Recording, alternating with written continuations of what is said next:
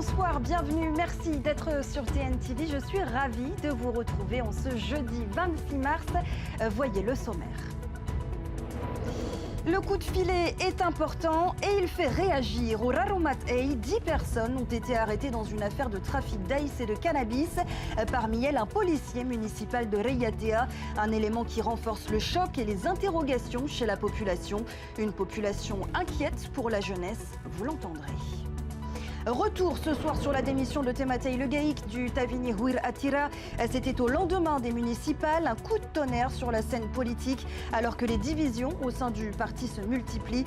Une décision qui interroge sur ses motivations et sur la suite de son engagement politique. Tematei Le Gaïk s'en explique ce soir sur TNTV. Il est notre invité. La scène de Toata s'apprête à vibrer ce week-end. Pour la première fois, le Tiki Fest s'installe sur cette scène emblématique avec une programmation mêlant artistes locaux et internationaux. Parmi les têtes d'affiche, le DJ et producteur français The Avener, connu pour ses sets électro élégants. L'artiste est notre deuxième invité ce soir. Il nous dira comment il compte faire danser Toata. Enfin, il y a du monde sur le plateau. Désiré Teivao nous rejoindra également pour nous donner des nouvelles de nos sportifs à l'international dans Teara Sport.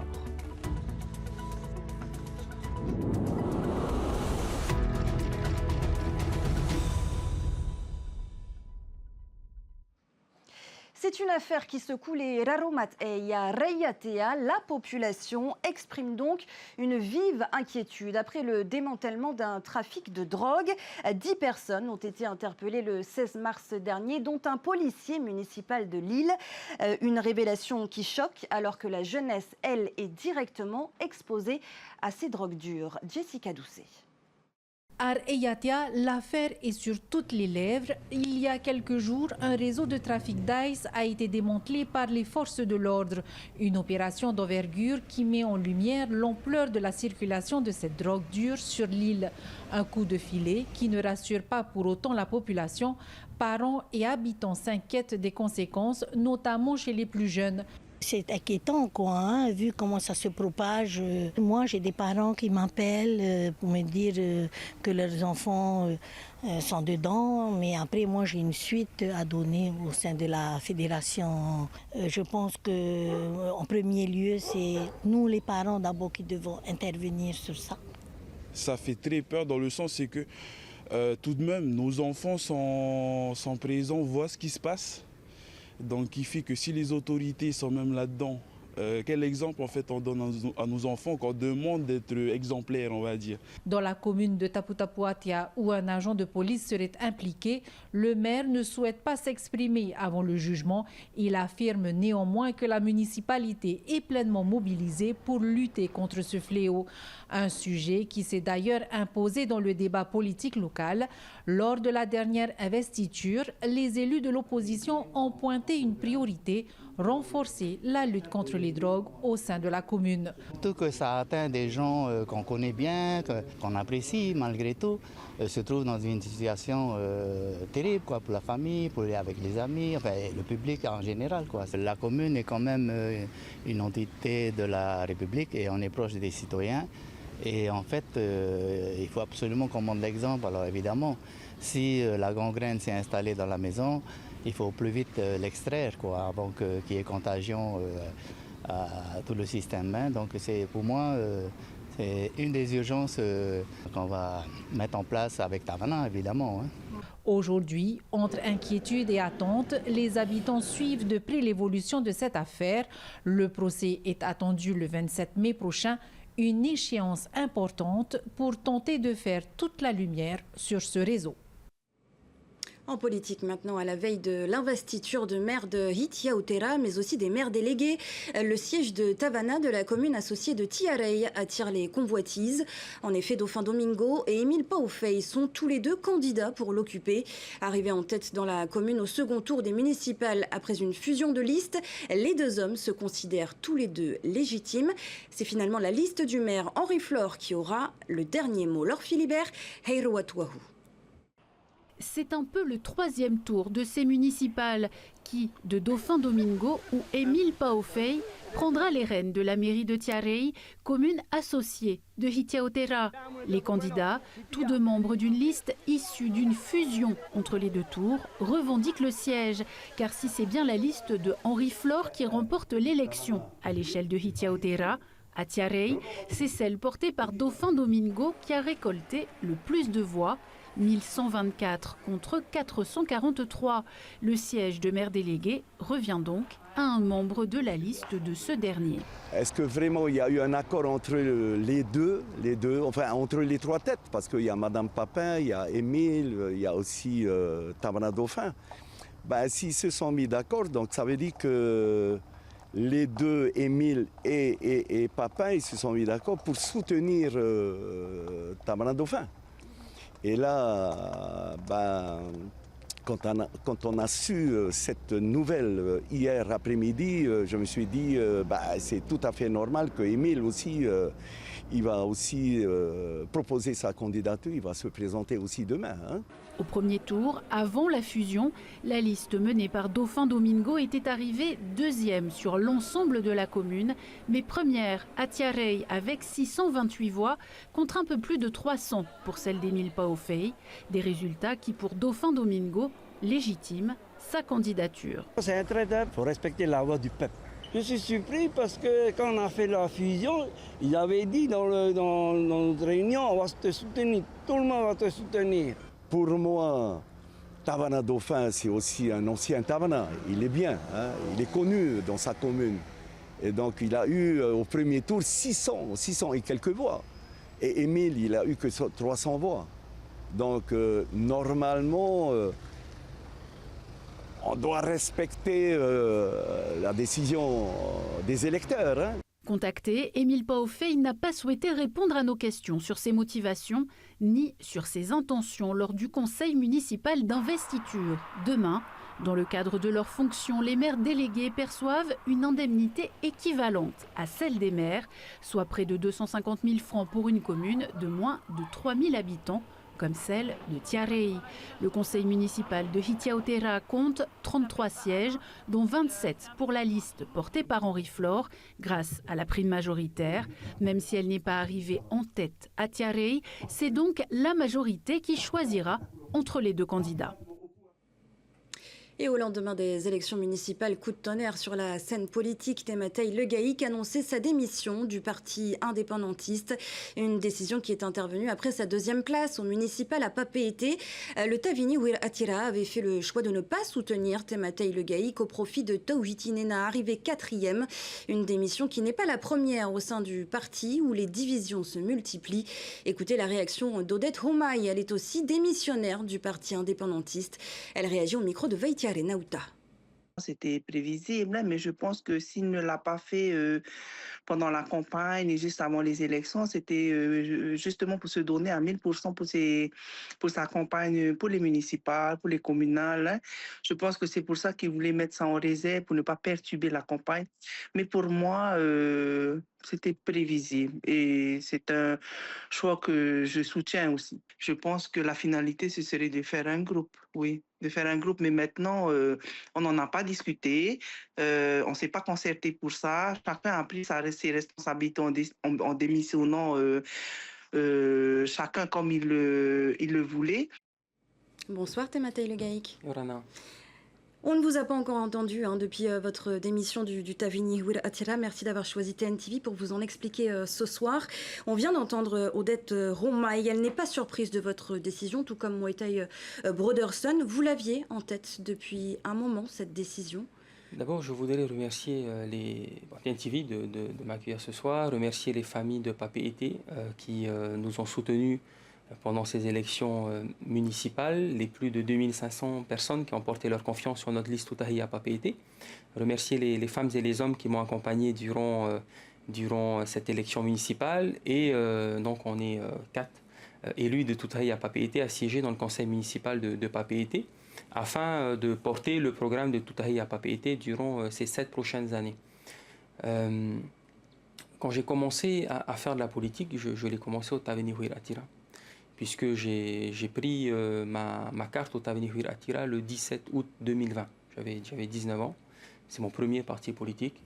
Ce type de décision n'est pas prise à la légère, parce que les femmes et les hommes qui sont à l'intérieur de ce parti, je les respecte et j'éprouve de l'amitié pour elles. Et je respecte le président du Tavenir. C'est ce que vous avez fait comprendre au travers de la lettre que vous lui avez adressée. C'est pour ça que je ne partage pas l'avis. C'est des collègues. Pareil pour le président Broderson, je l'ai entendu à la radio. Quand j'ai pris cette décision, elle a été prise à la suite des élections municipales, parce que cette élection municipale m'a appris quel était le sens de mon engagement dans ces élections. C'est le fait que vous n'ayez pas été soutenu par Oscar Temaru? Pas du tout. Je l'ai rappelé à plusieurs reprises pendant les élections. Je n'ai aucun grief, au contraire, j'ai toujours dit que je respectais la décision de Oscar Temaru de faire ce choix de soutenir Tahuti Nena. Et comme je l'ai dit, si le choix porté à Tahuti Nena était parce qu'on avait des dissensions liées à la question d'une indépendance urgente, à la question de l'exploitation des fonds marins, alors je suis rassuré de ne pas avoir le soutien du Tavenir Attira, parce que ce n'est pas la raison pour laquelle je me suis engagé dans ces élections municipales. Donc ce n'est vraiment pas cette raison. À plusieurs reprises, j'ai rencontré personnellement le président Oscar Temaru pendant ces derniers mois, et à plusieurs reprises, il y a des différences dans la manière de voir la chose politique. C'est plus une manière de voir les choses, ou ce sont vraiment les décisions que prennent Oscar Temaru qui divisent au sein du parti? Je crois qu'à l'intérieur de la politique polynésienne, il faut accepter qu'un parti politique est incarné par un homme ou une femme politique. Et quand on n'est plus en adéquation avec l'homme ou la femme politique qui incarne ce parti politique, on doit se mettre de côté. C'est ce qu'a dit le président Oscar Temaru, c'est ce qu'a dit le président Anthony Géros quand il y a eu certaines dissonances à l'intérieur du Tavenir Attira, et c'est la responsabilité que j'ai prise. Encore une fois, je respecte la personne. À plusieurs reprises, on s'est rencontrés. On a des différences de point de vue sur la manière d'aborder l'indépendance. Sur l'indépendance en elle-même. Moi, je l'ai toujours dit, et j'aimerais le répéter ce soir, l'objectif... l'indépendance n'est pas une finalité en soi. L'indépendance, c'est un outil. Je parle plutôt de souveraineté. La souveraineté, c'est un outil statutaire, c'est un outil politique, c'est un outil juridique qui ne peut pas être valorisé en tant qu'objectif politique. Parce que l'objectif politique, c'est comment est-ce qu'on rééquilibre l'économie du pays, un rééquilibrage social, comment est-ce qu'on apporte plus de logements, plus d'emplois. Et c'est en ça que l'élection municipale m'a appris beaucoup d'enseignements, m'a rapproché des familles de Papeete, m'a rapproché du quotidien des familles et de ce qu'ils demandent véritablement. Il y aura d'autres démissions, selon Moetai Broderson, si la situation n'est pas rapidement clarifiée. C'est aussi votre avis? Pendant les élections municipales, on m'a posé la question s'il était nécessaire qu'il y ait une clarification, et je l'ai dit oui. Moi, j'ai pris ma responsabilité personnelle au regard de mon engagement au sein du Tavenir Attira, encore une fois, lié à de réelles discussions que j'ai eues avec le président Oscar Temaru ces dernières semaines. Que vous avez pu rencontrer ces derniers jours. Votre démission a été actée? Alors la démission, je n'ai pas eu de retour de cette démission. D'ailleurs, c'est la raison pour laquelle je n'ai pas siégé mercredi matin à l'Assemblée. J'ai rencontré le président Anthony Géros, qui est le seul à m'avoir appelé. Je suis allé le voir, on a discuté. Il m'a dit qu'il fallait attendre que le parti se réunisse, et qu'il était préférable que je puisse ne pas siéger le temps qu'il y ait une discussion. Quand j'ai rencontré le président Anthony Géros, je lui ai dit ma démission du Tavenir Attira retire en rien, et au contraire, je défends allègrement le programme qui nous a porté en 2023. Je suis pour la stabilité des institutions, je défendrai les lois et le gouvernement quand ça va dans le bon sens, et je ne suis pas là, comme a pu penser le président Edouard Fritsch, en trouble fait, pour pouvoir déstabiliser nos institutions, aucunement. Vous pourriez envisager la formation d'un parti, on entendait Odette Homay vous inviter à rejoindre, à former un groupe à l'Assemblée? Alors, en langue tahitienne, il y a eu une volonté de vouloir mettre tous les non-inscrits dans le même groupe, parce que ça correspondait au nombre d'élus nécessaires. Je ne suis pas dans cet avis-là, parce que nous ne portons pas les mêmes convictions politiques avec d'autres élus qui sont non-inscrits. Donc je n'irai pas m'inscrire dans un groupe de ce type. Encore une fois, ma sortie est liée au fait que je ne pense pas la souveraineté de la même manière.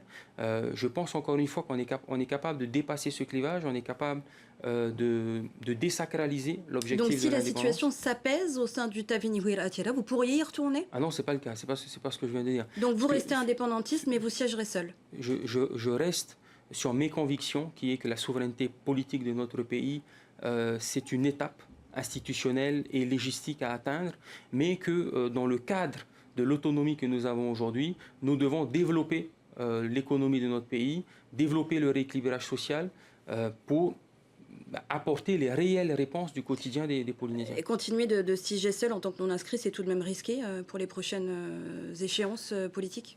J'ai été élu en 2023 pour satisfaire un projet politique qui est celui que je viens de décliner, apporter plus d'emplois, plus de logements, plus de santé, plus de sécurité. Il me reste 2 ans. Vous n'aurez pas plus les mêmes voix, du moins Et il me reste 2 ans pour soutenir ce programme. Je défendrai, même si je n'ai que 3 minutes de temps de parole, si ça va dans le bon sens, je soutiendrai. Si ça va dans le bon sens, je soutiendrai le gouvernement. Une majorité qui se déclarerait à l'Assemblée de Polynésie.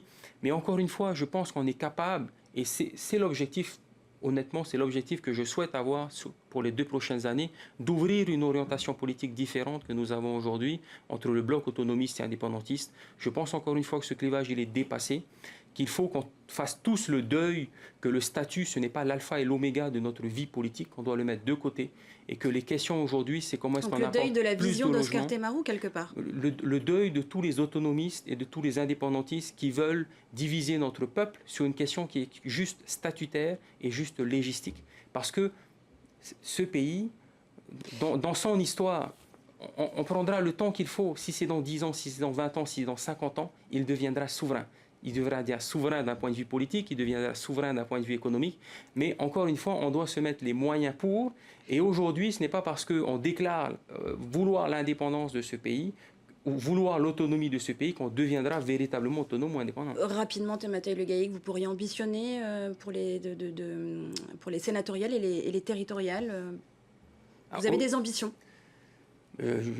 De toute façon, moi, je ne pense pas que je puisse avoir ce type d'ambition au regard de ce que je suis. Je suis conseiller municipal à Papeete. Je défendrai le programme de Toutaï à Papeete à l'intérieur du conseil municipal de Papeete. Je suis élu à l'Assemblée de Polynésie. Je défendrai le programme qui m'a fait élire en 2023.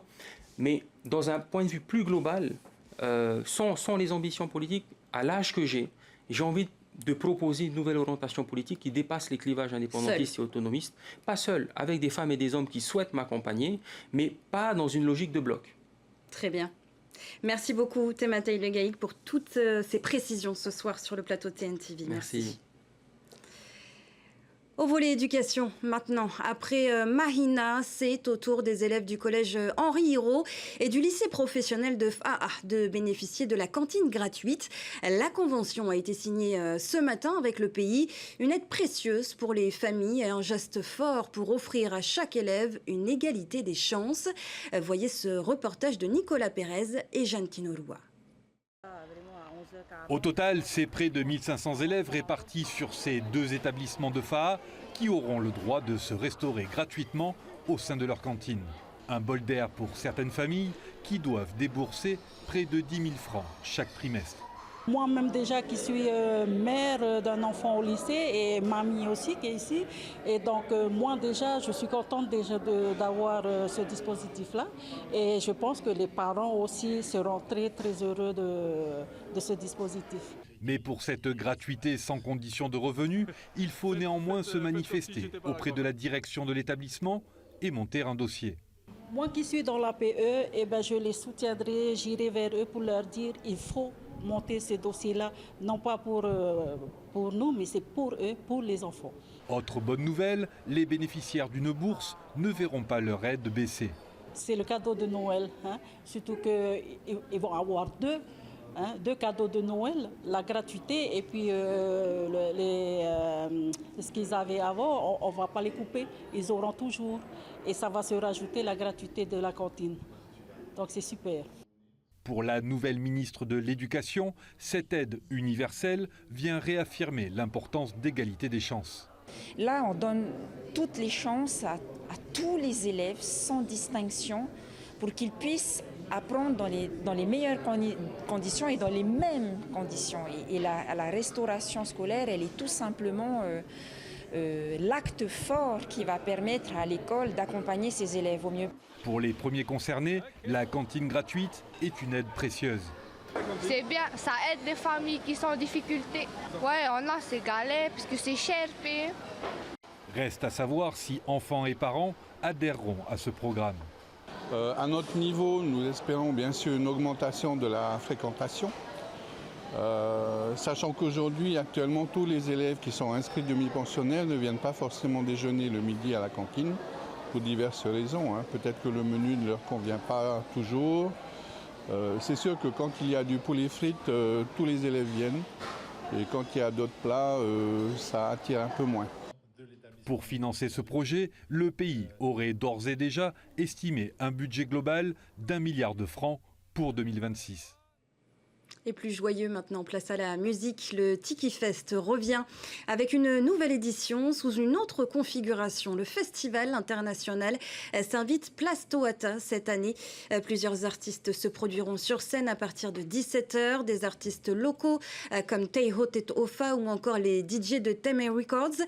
Mais aussi une programmation internationale avec de grands noms de la musique comme Orelsan ou encore le DJ et producteur français Ziavner. Il est à Tahiti pour la première fois et il est notre invité. Ziavner, bonsoir. Bonsoir. Et merci d'être sur le plateau de TNTV ce soir. Bienvenue en Polynésie. Merci pour l'invitation. Alors, vous venez à peine d'enflammer la scène du Zénith à Paris. Et puis, quelques jours après, vous vous êtes envolé pour la Polynésie pour la première fois. C'est quand même plutôt sympa comme programme. Qu'est-ce qui vous a conduit à dire oui, je vais venir jouer en Polynésie, Place Toata? Déjà, je pense que la Polynésie, c'est un rêve d'enfant. Je pense que quand on fait ses études en métropole, la première chose qu'on pense quand on dessine un soleil et une île, on pense à Tahiti. Et pour moi, c'est un rêve d'enfant, premièrement.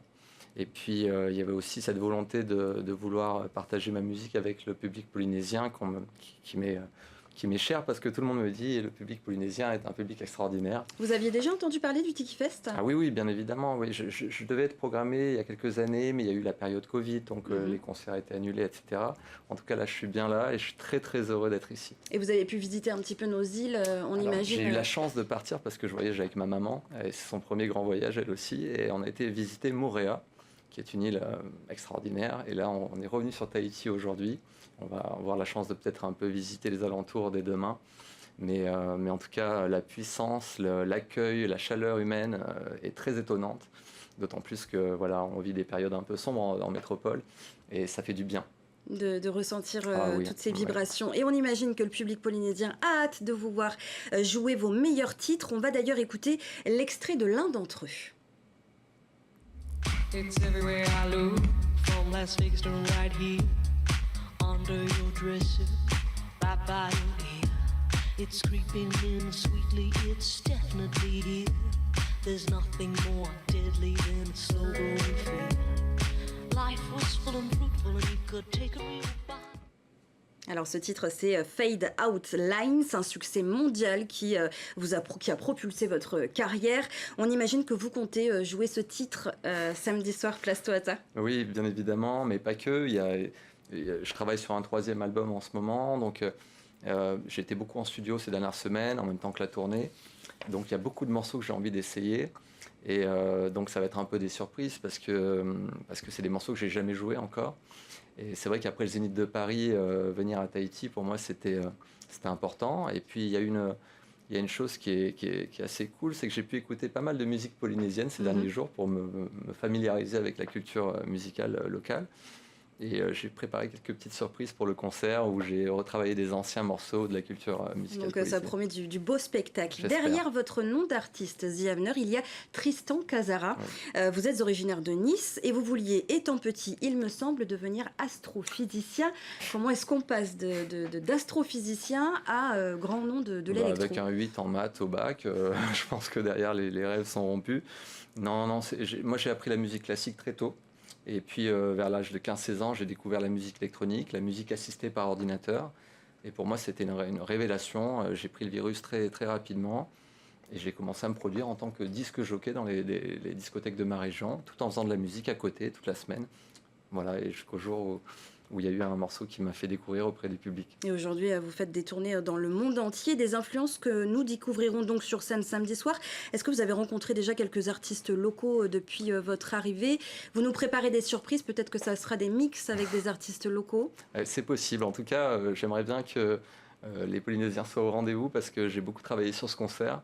Et le Tiki Fest, c'est quand même une édition assez spéciale.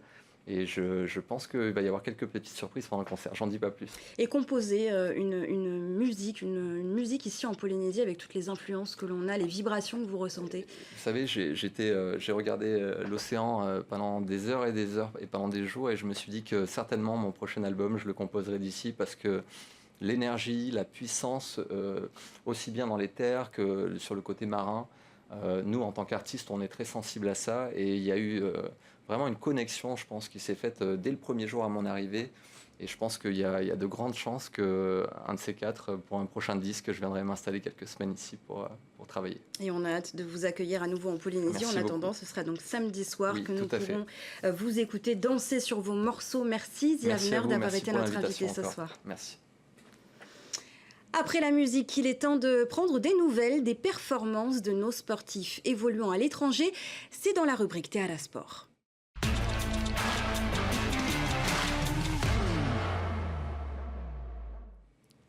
Et c'est avec Désiré, bien sûr, Désiré Yorana. Yorana Sophie, Yorana à tous. Alors, on part en Nouvelle-Zélande où 25 collégiens de Popo à Moorea ont participé à la Wakaama. Tout à fait, Sophie. La Wakaama, ce sont les championnats nationaux d'œuvres organisés en Nouvelle-Zélande. La compétition rassemble chaque année des milliers de rameurs. Et cette semaine, on retrouvait donc 25 rameurs du collège de Popo. Et les jeunes Aïto de l'île se sont illustrés en décrochant 3 médailles d'argent. Les deux premières en V12 mixte sur 250 mètres. Et la troisième médaille d'argent, c'était en V6 avec les garçons, toujours sur 250 mètres. Les collégiens de Popo avaient encore plusieurs courses à disputer, mais en raison des conditions météo, ces courses ont été annulées. Mais félicitations à ces jeunes rameurs de l'île Sœur pour leur prestation à la Wakaama, Sophie. Alors, félicitations à eux. On reste en Nouvelle-Zélande, mais cette fois à Auckland. Le week-end dernier, un jeune espoir d'athlétisme a signé une très belle performance. Exactement, on parle de Jacques Temari. Il a battu le record de Polynésie du décathlon chez les moins de 20 ans. Mais le décathlon, ce n'est pas seulement une grosse enseigne installée à Punaouia, c'est aussi une épreuve à part entière en athlétisme. Jacques Temari nous l'explique. Le décathlon, ça se déroule en 2 jours. Le premier jour, tu as le 100 mètres, le saut en longueur, le lancer de poids, le saut en hauteur et le 400 mètres. Donc 5 épreuves. Le lendemain, tu as 5 autres épreuves. Le 110 mètres et le lancer de disque, soit la perche, le lancer de javelot et 1500 mètres. En fonction de ta performance sur chaque épreuve, ça te rapporte un nombre de points. Et ça, la table de cotation, on appelle ça une table de cotation, elle bouge jamais, c'est toujours la même. J'ai réalisé 6161 points, nouveau record de Polynésie pour le décathlon U20. Et j'ai aussi, pendant mon décathlon, réalisé, en tout cas égalé le record de Polynésie du saut à la perche. Et après cette belle performance, Jacques Temari a encore une dernière compétition à disputer en Australie avant de revenir au Fénois. Oui, Jacques va poursuivre sa préparation en terre kiwi avant de s'envoler le 13 avril pour l'Australie et les championnats d'athlétisme. Et comme il a dit dans son interview, après avoir battu le record de Polynésie du décathlon, il souhaite s'attaquer au record de Polynésie du saut à la perche. On l'écoute. On va s'aligner sur les championnats d'Australie U20. C'est les meilleurs d'Australie, ils sont réunis et ça s'envoie, quoi. Donc voilà, on va partir à peu près vers le 13 pour s'acclimater aussi en Australie. Et ensuite, voilà, là par contre, j'ai égalé le record de Polynésie de saut à la perche, mais là par contre, c'est aller le battre, quoi. Voilà, et on poursuit notre voyage en France, Désiré, où la relève tahitienne de judo avec une belle aventure sur les tatamis pour la Coupe de France à Villebon-sur-Yvette. Oui, Sophie, c'était les minimes de la team Tahiti Judo. Ils étaient engagés en Coupe de France le week-end dernier. 8 jeunes athlètes du Fénois se sont confrontés à l'élite nationale avec pas moins de 50 combattants engagés par catégorie. Dans ce contexte très relevé, 2 Tahitiens parviennent à intégrer le top 10 de leur catégorie. De belles performances signées par Hanalei Perolini et Reimana Viar. Les autres judokas réussissent à sortir des phases de poule avant de s'incliner dans le tableau principal. Mais l'ensemble du groupe a réalisé de bonnes performances et a montré de bonnes choses dans l'engagement et dans l'intensité des combats. Une expérience formatrice pour cette jeune génération qui continue de progresser et de se préparer pour les échéances à venir. Voilà ce que l'on pouvait dire, Sophie, de l'actualité de nos sportifs à l'international. Et merci beaucoup de nous avoir donné de leurs nouvelles. Merci Désiré, on se retrouve jeudi prochain plus exactement. Et c'est avec Désiré et The Avener que l'on referme cette édition. Juste après, retrouvez l'émission Moana consacrée à la préservation des coraux, suivie de la finale de Pékin Express. Enfin, ne manquez pas la rediffusion du match amical Brésil-France. Demain, Mika Delattre sera aux commandes des journaux du week-end. Quant à nous, on se revoit lundi. Je vous souhaite par avance un excellent week-end. Très belle soirée à tous. Retrouvez ce journal en replay sur notre site internet et notre application mobile TNTV.